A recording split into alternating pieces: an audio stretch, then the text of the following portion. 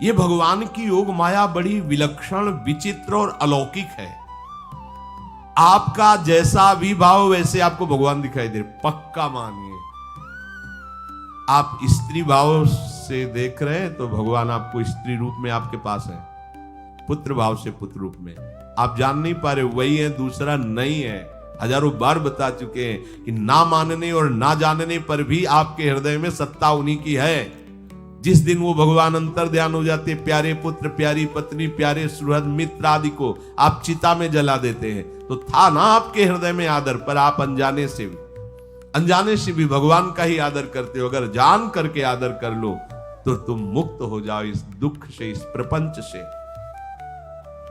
श्री भगवान कहते हैं कि मेरे अज अविनाशी स्वरूप को ये मूढ़ लोग नहीं जानते हैं, केवल वही जान सकता है जो मेरा आश्रय लेकर के मेरे को पुकारता रहता। भजन का मतलब तब पुकारना, भगवत चिंतन करना।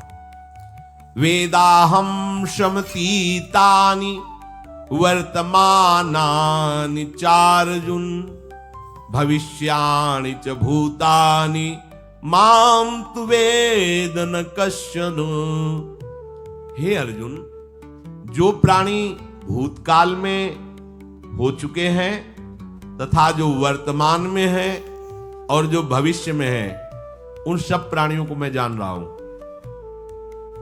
जैसे आंवला ऐसे रख लो तो चारों तरफ से देख सकते हो, ऐसे भगवान अनंत ब्रह्मांडों को, जीवों को एक साथ देख रहे हैं।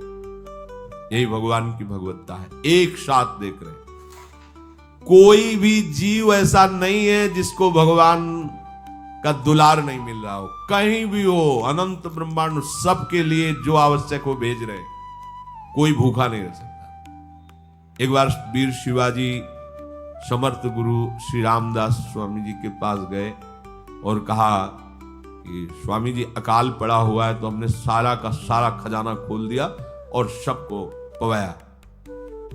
तो गुरु बड़े कृपा सिंधु थे, उन्होंने देखा कि इनके हृदय में एक गर्भ का अंकुरण हो रहा है कि मैं भरण पोषण किया सबका अकाल में। तो उन्होंने कहा कि शिवू यह थोड़ा उठाओ, आओ चलो हमारे साथ। एक बड़ा पत्थर का, इसे तोड़ो।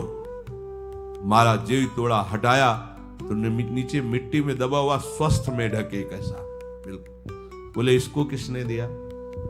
देखो ना कितना स्वस्थ है, पुष्ट है, इसको कौन आहार दे रहा है, इसको कौन प्राण पोषण कर रहा है? बोले भगवान। तो बोले तुम कैसे दाता बन गए? संपत्ति तो सब भगवान की है, भगवान ही सबका, ये अहम मत करो कि तुम पोषण करते हो। नहीं, छोटी सी वृत्ति को भी गुरुदेव बर्दाश्त नहीं करते। जो गुरु शरणागत होता है वो उनकी बात समझता है, अन्यथा वो अपनी मनमानी वृत्ति को ही आदर देता है, गुरु की आज्ञा वृत्ति को नहीं देता। छोटा सा भी अभिमान का कण अपने जनों में गुरुदेव को बर्दाश्त नहीं होगा, क्योंकि यही भगवत प्राप्ति में बाधा बन जाएगा। कितने जीव चराचर जगत में, देखो हमारे भगवान की भगवत्ता, सबको देख रहे हैं, सबको व्यवस्था दे रहे हैं, सब कुछ देख रहे हैं। 3 प्रकार की लीला हो रही, कहीं पालन लीला, कहीं सृजन लीला, कहीं विनाश लीला, उन्हीं के द्वारा हो रही, वही देख रहे हैं, वही कर रहे हैं। अगर ये बात तुम्हारी समझ में आ जाए तो अभी भगवान की शरण हो जाओ, पर अहम के कारण ये बात समझ में नहीं आती। जो भूतकाल में हो चुके हैं, वर्तमान में हैं, जो भविष्य में होंगे, सबका प्रभु वर्तमान की तरह देख रहे हैं, दर्शन कर रहे हैं। परंतु मुझे मेरे भक्त के सिवा कोई नहीं जानता है। भक्त के सिवा कश्यन, कोई भक्त बिरला, वही केवल भगवान को जान। भगवान सबको देख रहे हैं, भगवान की दृष्टि सब पे है। अगर ये बात आपकी समझ में आ जाए तो अभी आनंद आने लगेगा। मैं भगवान की दृष्टि में हूं, बस आज हमें सत्संग से बात मिली कि मैं भगवान की दृष्टि में हूं, मुझे वो देख रहे हैं, बढ़िया बन गया। अब आप पाप कैसे करोगे? क्योंकि भगवान की दृष्टि में भगवान आपको देख रहे हैं। डरो, किसी गवाही की जरूरत नहीं, वो देख रहे हैं। तो आप भय क्यों कर रहे हो?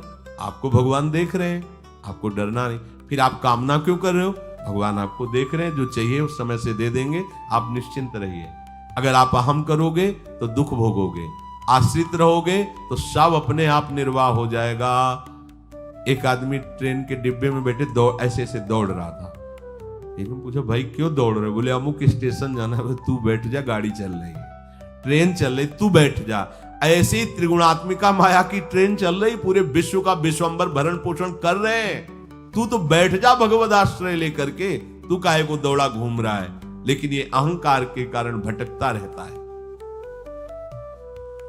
भूत, वर्तमान और भविष्य काल, ये 3 विशेषण देकर भगवान कह रहे हैं कि मैं सबको देखता रहता हूं, जो हो गए, जो हैं, जो होंगे।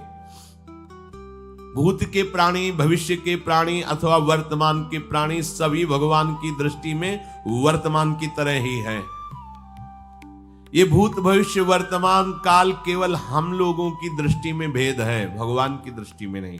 हो चुका, होगा, हो रहा है। भगवान की दृष्टि में सब हो रहा है, पीछे का भी, अब का भी, सब सामने चल रही सीन।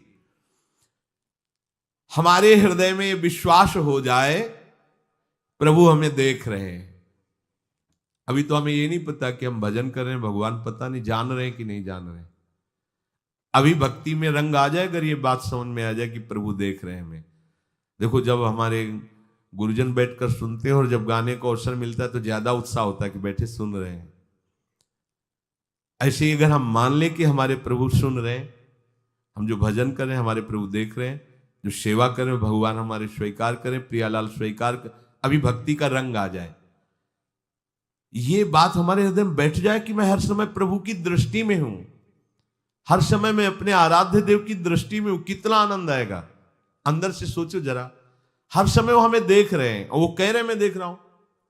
पीछे जो तुम किए वो देख रहे हैं वर्तमान की तरह, अभी जो वो तुम देख रहे हैं, आगे जो करोगे वो भी देख रहे हैं। वो पहले से उनको सब पता है, तुम ऐसे ऐसे चलोगे, ऐसे ऐसे कार्य करोगे। भगवान की दृष्टि में सब कुछ वर्तमान ही रहता है। संपूर्ण प्राणी काल के अंतर्गत है और प्रभु श्री हरि कालातीत है। देश, काल, वस्तु, व्यक्ति, घटना, परिस्थिति ये बदलते रहते हैं, पर प्रभु श्री हरि वैसे के वैसे ही रहते हैं। काल के अंतर्गत प्राणियों का ज्ञान एक सीमित है। अब इस दीवार के पीछे कौन खड़ा है, क्या कर रहा है पता नहीं, पर भगवान की दृष्टि में नहीं। भगवान की दृष्टि में सुमेरु पर्वत पर क्या हो रहा है, जहां किसी की दृष्टि वहां भी उनको, ब्रह्मलोक में ब्रह्मा क्या कर रहे हैं, बैठे बैठे सब। इसलिए कितने महान ईश्वर हैं। एक छोटी सी भी चींटी को दाना मिला कि नहीं, उनको चिंता है। देखो, आप छोटे से 2-4 लोगों का भार लेकर के चिंतित हो रहे हो, अनंत ब्रह्मांडों के अनंत जीवों का भरण पोषण प्रभु हमारे कर रहे हैं और निश्चिंत हैं। अचिंत शक्तियां भगवान की, तो आप भी तो उनके बच्चे हो ना।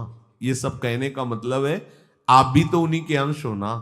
2-4 की चिंता में इतने तुम बावरे हो रहे हो, डिप्रेशन में पहुंच रहे हो, 2-4 कामनाओं के पीछे इतने। अनंत ब्रह्मांड तुम्हारा जो अंशी है, अनंत ब्रह्मांडों के अनंत जीवों का अनंत काल से भरण पोषण करता चला रहा है। कहीं भी किसी के साथ कुछ भी गलत नहीं हो सकता। जैसे कहते हैं कि क्या गलत हुआ, देखो ना अभी तो बच्चा था, ऐसा ऐसा हो गया, तो तुम्हारी दृष्टि में बच्चा है, पीछे तो बहुत पुराना है ना, जो कर्म करके आया उसका फल। कहीं भी गलत किसी के साथ नहीं होता, ध्यान रखना। जहां कुछ होता है, अभी हमने देखा मानो कि ये तो बहुत गंदा है, तो सीधे जा रहा था, ये आदमियों ने मिलकर इसे पीटा, अभी सीधा चल रहा, पीछा टेढ़ा चल के आया है, और जिनको पीटा है वही आके इसे पीट रहे हैं। अब हम वर्तमान को तो देख रहे हैं ना, पीछे की बात तो देख नहीं रहे ना, और भगवान पीछे की देख रहे हैं कि इसने पीछे बहुत ऐसा गलत किया, उसका हिसाब इसको मिल रहा है, इसलिए चुपचाप देखते रहते हैं। ध्यान रखना, इतना भी गलत नहीं हो सकता इस सृष्टि में। वो कैसे गलत नहीं हो रहा, अभी तो नवयुवक था, उसने कुछ ऐसा किया ही नहीं, अभी तो नई अवस्था थी, अभी तुम्हें दिखाई दे रहा है 15 वर्ष का है, लेकिन भगवान देख रहे हैं मेरा पुरातन अंश है, किस जन्म से क्या क्या करते चला रहा है। ये ज्ञान हो जाएगा तो किसी भी बात में आपको दुख नहीं पहुंचेगा, विक्षेप नहीं पहुंचेगा। नहीं, बड़े बड़े विक्षिप्त हो जाते। एक गौतमी नाम की महान तपस्विनी थी, महाभारत में कथा आती है, उसका एक ही पुत्र था और उसको सांप ने काट लिया। तो वहां की कुल भी उठा के लाए और कहा, देवी मां ये देखो सांप ने तुम्हारे बेटे को काट लिया। उनका इतनी सामर्थ्य सांप की कैसे हो गई कि मेरे बेटे को काट लिया, और मेरे से भय नहीं माना। आकर्षण वृत्ति जीव ही की सांप सामने आ गया, तूने क्यों काटा, मैं तुम्हें भस्म कर दूंगी। तो आपने कहा पहले हमारी प्रार्थना सुन लो। मेरे सर पर मृत्यु ने आकर के अपना शासन जमा लिया और कटवा दिया, मेरा कोई दोष नहीं। मृत्यु का आकर्षण किया, महान तपस्विनी भगवान व्यास देव जी ने ये लीला कथा गाई है। मृत्यु का आकर्षण किया, साक्षात मृत्यु सामने आ गई, थर थर कांपने लगी। गौतमी जी ने कहा मैं अपने तपस्या के बल से तुम्हें भस्म कर दूंगी।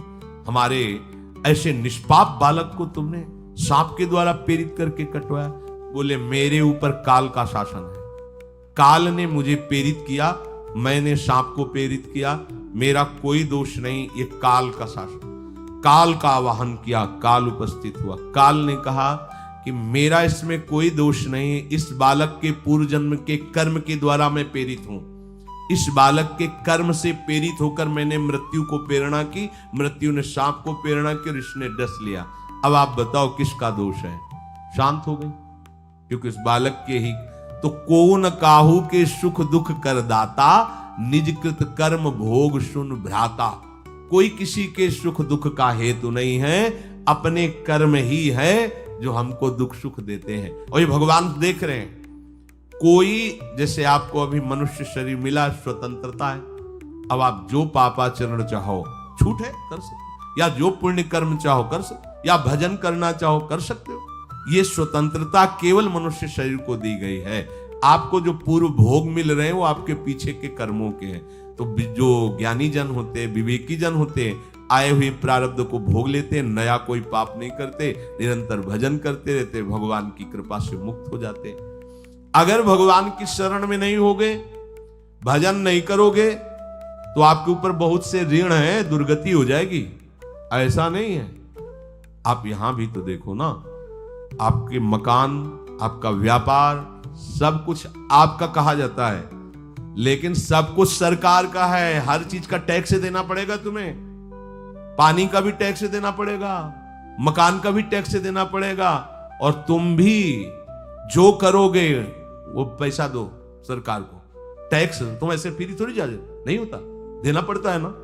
आप मान लो नौकरी कर रहे हो कि हमारी नौकरी करे, तो उसमें सरकारी टैक्स कटेगा आपका, क्योंकि आप सरकारी आदमी हो, भारत देश के वासी हो। ऐसे ही ये टैक्स लगे हुए सरकारी भी, मातृ ऋण, पितृ ऋण, ऋषि ऋण, ये टैक्स है। ऐसा नहीं कि तुम कमाओ खाओ और इसके बाद मर के जाओ स्वर्ग मिलेगा। टैक्स चुकाओ। ये मनुष्य शरीर मिला, इन ऋणों से मुक्त हो। अगर नहीं हुए तो भी तुम्हें दुर्गति होगी। आप देखो, जब कभी ऐसी सूचना मिलती कि अमुक आदमी का अमुक धन पकड़ा गया, तो इनाम दिया जाता है क्या कि इतना कमा लिया? सजा दी जाती है। तुमने टैक्स की चोरी की, अगर चोरी नहीं की मेहनत से कमाया या व्यापार से कमाया, दिया नहीं सरकार को, हाँ दिया नहीं, इसीलिए तुम्हें टैक्स की चोरी का दंड मिलेगा, सारा धन अपहृत हो जाएगा, तुम्हारी निंदा होगी, तुम्हें सजा मिलेगी। बोलो मिलती है नहीं? ऐसे ही ये लड़का, बच्चा, पत्नी, पुत्र, परिवार जो भी है, ये सब श्री भगवान का तुम्हें टैक्स देना है। क्या टैक्स देना है? भगवान की शरण होकर उनका सुमिरन करो, सारे ऋणों से वो मुक्त कर देंगे। एकादश स्कंद में कहा है, मेरा भजन करने वाले का कोई ऋण नहीं रह जाता। और नहीं तो महाभारत में ही प्रसंग आता है, एक जरत्कारु नाम के ब्रह्म ऋषि थे। ऋषि और भक्त में बड़ा अंतर होता है। वो तपस्या प्रधान, जैसे दुर्वासा ऋषि तपस्या प्रधान थे, वो बाल ब्रह्मचारी और तपस्या से युक्त एक दिन भ्रमण कर रहे थे, तो आवाज आई, मेरी रक्षा करो, मेरी रक्षा करो। तो उस आवाज की तरफ बढ़े तो देखा कुएं में उल्टा लटके हुए हैं बहुत से ऋषि, और एक केवल तंतु है, एक केवल तंतु है जिसमें दो चूहे लगे हुए उसको भी काट रहे हैं, एक काला और एक श्वेत। तो उन्होंने देखा और दयालु हो गए कि ऋषियों, मैं तुम्हारी कैसे रक्षा कर सकता हूं? तो उन्होंने कहा कि ये जो दो चूहे हैं रात और दिन है, और जो हम लोग हैं ये तुम्हारे पितर हैं। ये चूहे तुम्हारी आयु को काट रहे हैं, एक तंतु हमारे कुल में केवल तुम ही हो, और तुमने तपस्या की ठान ली, ब्याह किया नहीं, गृहस्थ धर्म में गए नहीं, पुत्र हुआ नहीं, तो तपस्या में, भक्ति में एक दम है कि सब ऋणों से मुक्त कर देगी। ये बात ध्यान रखना। तपस्वी अलग है, भक्त अलग। इसलिए पीछे चर्चा आई थी कि तपस्वियों से भी अधिक, ज्ञानियों से भी अधिक, कर्मकांडियों से भी अधिक वो मेरा भक्त योगी होता है। तुमने तो ब्याह किया नहीं, तो अब ये तंतु रात दिन तुम्हारे जीवन को काट रहे हैं, जहां तुम खत्म हुए हम सब नरक में गिर जाएंगे।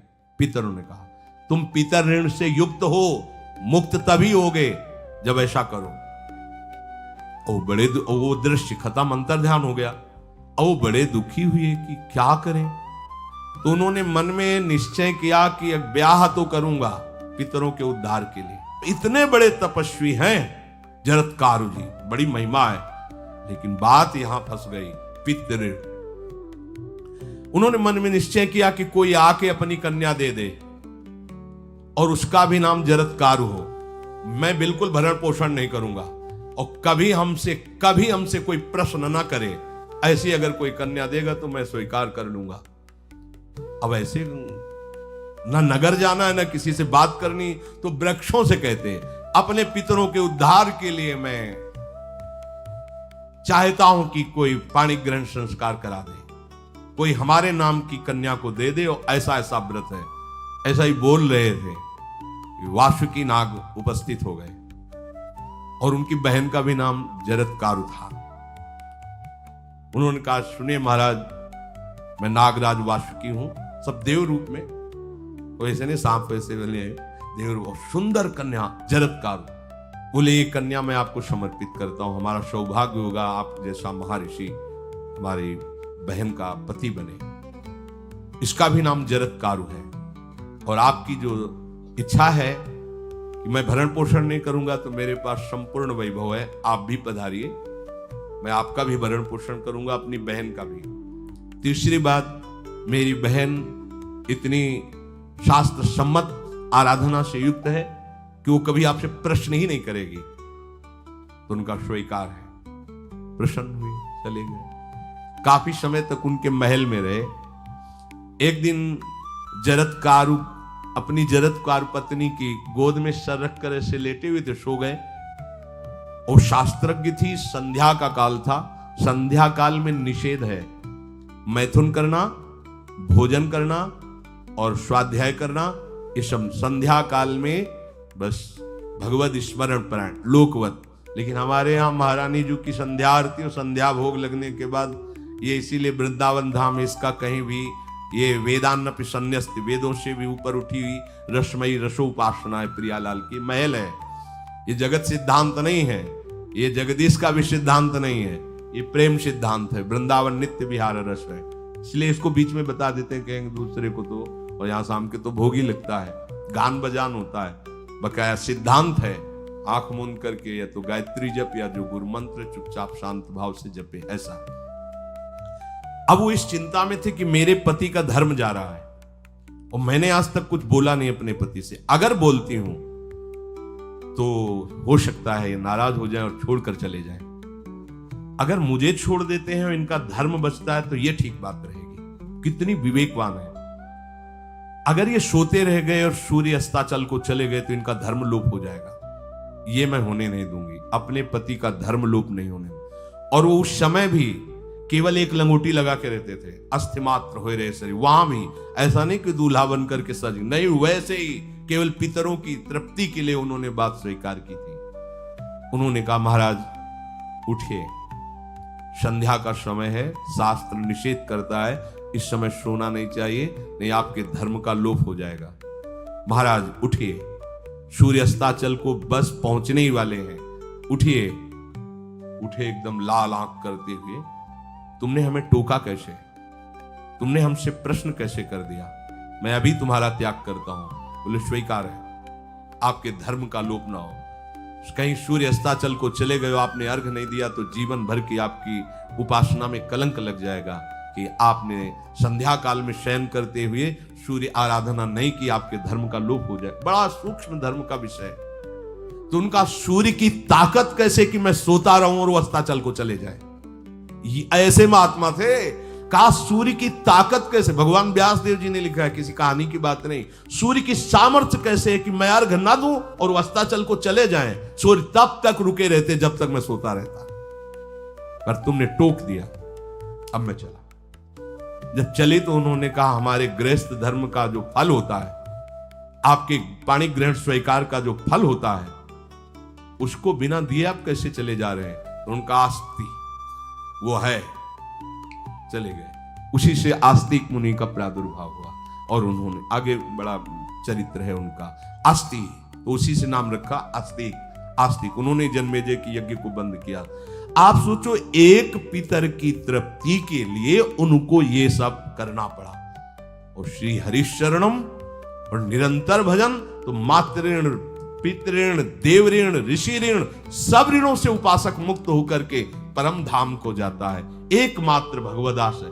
पर ये मूढ़ जन इस बात को नहीं जान पाते हैं। बिना कारण कृपा करने वाले प्रभु जीव को मनुष्य शरीर देते हैं।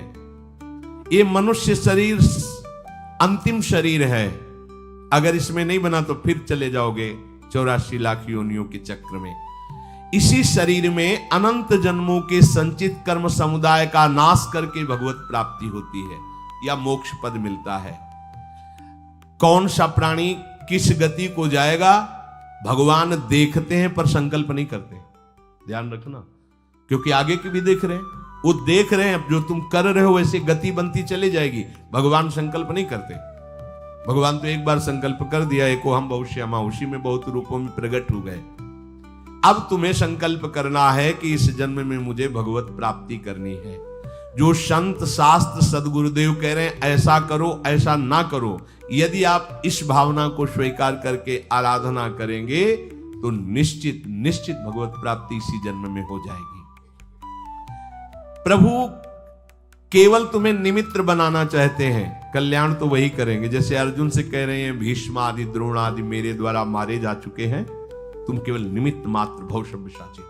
ऐसे ही अय उपासक तू केवल निमित्त बन जा। जो शास्त्र सदगुरुदेव आज्ञा करते हैं वैसे ही तू चल दे अपने मन को मार के। केवल तू निमित्त बन जा। कल्याण या भगवत प्राप्ति या मोक्ष वो तो भगवत कृपा से होगी। पूरी उद्धार की सामग्री तेरे अंदर जागृत कर देंगे प्रभु। केवल तू निमित्त बन जा, मेरी कृपा तेरी सारी बात बना देगी। विश्वास करो, इस बात पर विश्वास करो। भगवान कह रहे हैं तुम निमित्त बन जाओ, जो आदेश कर रहे हैं वैसा पालन करो, काम तो सब मेरी कृपा कर देगी। जो ऐसे मनुष्य शरीर ऐसी कृपा प्राप्त होने पर भी भगवत प्राप्ति नहीं कर पाता, तो मयानुकूलेन नभस्वतेरितम पुमान भवाब्धिम न तरेत सा आत्महा। ऐसी मेरी कृपा का सहारा मिलने पर यदि वो भगवत प्राप्ति नहीं कर पाता तो बोले आत्महा है, वो आत्महत्यारा है, वो दुर्गति को प्राप्त होता है। मनुष्य के लिए खास बात है कि प्रभु ने कृपा करके तुम्हें जो सामर्थ्य दी है, जो समझ दी है, जो सामग्री दी है, उसका दुरुपयोग मत करो। केवल भगवत प्राप्ति के लिए चलो, केवल भगवत प्राप्ति के लिए। ये सबकी समझ में नहीं आएगा, बिल्कुल बात समझ ले। केवल भगवत प्राप्ति के, ये जो कहते हैं कि और हमारे धर्म कर, ये सब फसाव है। आप गृहस्थ बने रहो, आप व्यापारी बने रहो, पर आप लक्ष्य रखो कि मुझे इस जन्म में भगवत प्राप्ति करनी है। आपका लक्ष्य दृढ़ होगा तो नाम जप चलता रहेगा, संसार का कोई विकार आपको परास्त नहीं करेगा।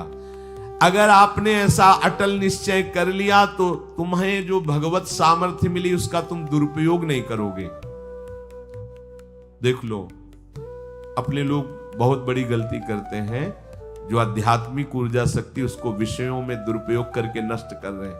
कहते हैं अब हमारा मन नहीं लगता, अब हमारा बड़ा शांति है, घबराहट है।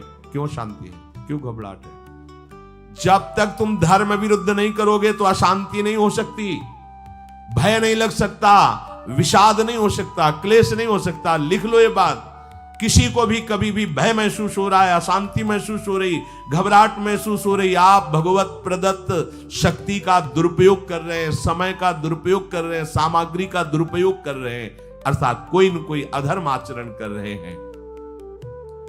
अब भी आपको उपाय बता देते हैं। यदि तुम्हारा मन जलन पैदा कर रहा है तो भगवान से हाथ जोड़ कर कहो कि हे नाथ, मेरे से अब तक जो गलतियां हुई हैं उन्हें क्षमा कर दो। आगे मैं गलती नहीं करूंगा, आपके बल से, आपके बल से। ये भी ध्यान रखो, आपके बल से, अपने बल से नहीं, आपके बल से। हे नाथ ऐसा मुझे बल दो जिससे कभी मैं आपके और गुरुदेव के विपरीत न चलूं। अगर कोई हमसे गलती हो जाए तो मुझे तत्काल दंड दे देना, क्षमा मत करना। आगे ये बहुत बढ़िया बात है। अगर हमको क्षमा कर दिया जाएगा तो हमारे मन को उत्साह बढ़ जाएगा फिर गलती करने का।